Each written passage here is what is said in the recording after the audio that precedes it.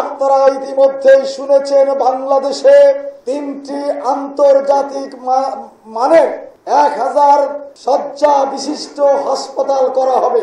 সেই হাসপাতাল চীনমৈত্রী হাসপাতাল, যেটি চীনের সহযোগিতায় হবে।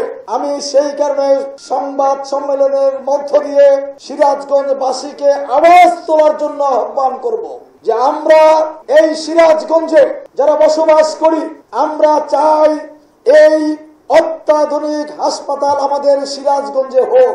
আমি তাই আজকে বলবো যে সিরাজগঞ্জে আমরা যদি দাবি জোরে তুলতে পারি, এটা আমাদের ন্যায্য দাবি, এটা আমাদের ন্যায্য অধিকার।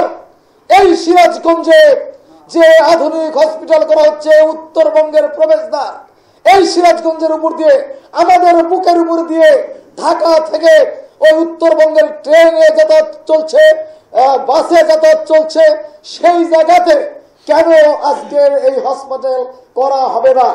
এই 1000 শয্যা বিশিষ্ট হাসপাতাল করার জন্য যেমন সস্তা যে শ্রমিক, আমাদের সস্তা শ্রমিক, সিরাজগঞ্জে যত সস্তা শ্রমিক আছে বাংলাদেশের অন্য কোথায় এত সস্তা শ্রমিক নাই। আজকে এখানে আমি দেখলাম যে এই হসপিটাল করার জন্য 16 থেকে 20 একরের মতো জমি প্রয়োজন। আমাদের এই যে চায়নাবাদ রয়েছে, এই চায়নাবাদের পাশেই কিন্তু অনেক জমি পরিত্যক্ত অবস্থায় আছে। আমাদের হাটিকুমরিলে অনেক পরিত্যক্ত জায়গা পড়ে রয়েছে, 20-এর ঊর্ধ্বে পরিত্যক্ত জায়গা রয়েছে। সেই জায়গাতেও আমরা কাজ করতে পারবো, হসপিটাল সেখানেও করা যেতে পারে।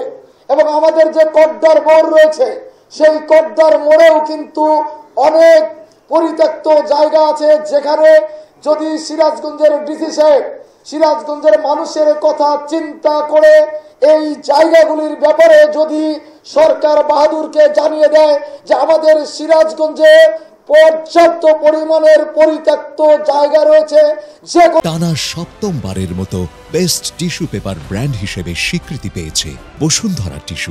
সময় যদি হসপিটাল নির্মাণের জন্য জায়গা চাওয়া হয়, আমরা জায়গা দেওয়ার জন্য প্রস্তুত রয়েছি ইনশাআল্লাহ।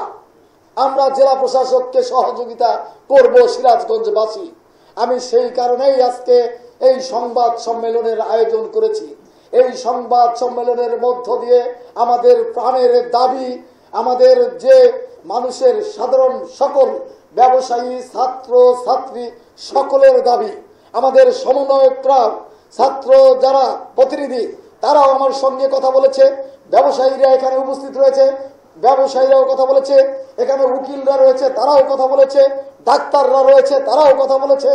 বিভিন্ন পেশার মানুষ এই দাবির জন্য তারা উপস্থাপন করেছে।